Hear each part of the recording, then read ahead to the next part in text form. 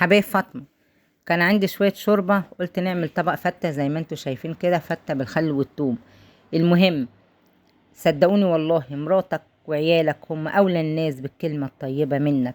ما تسقيش زرعة غيرك، وزرعتك دبلانة. أنا بقول الكلام ده من واقع أنا عايشاه.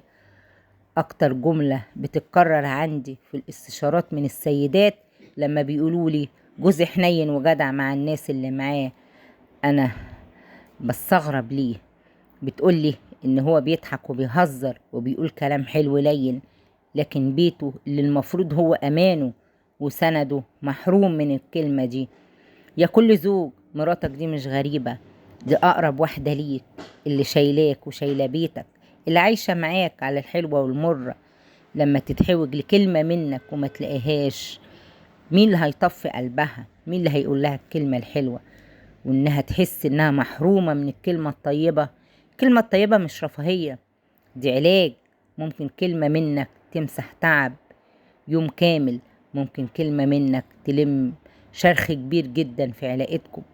ممكن غياب الكلمة دي يسبب فراغ كبير، فراغ عمره ما يتسد، ويفتح باب للفتنة صعب يتقفل.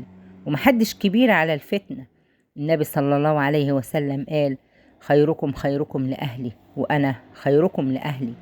الأهل هنا يعني الزوجة والأولاد، يعني الخير الحقيقي مش بره. الخير الحقيقي بيبدأ من جوه البيت. اوعى تسيب مراتك وعيالك عطشانين لكلمة حلوة. الكلمة الحلوة مش بس بتغير القلوب، دي بتبني بيوت هادية وسعيدة. وخليكم معايا، كلام من القلب بيوصل للقلب، من مطبخ وحكايات فاطمة. وصلى على الحبيب قلبكم يطيب. المهم الفتة هي بالخل والثوم، وجربوها.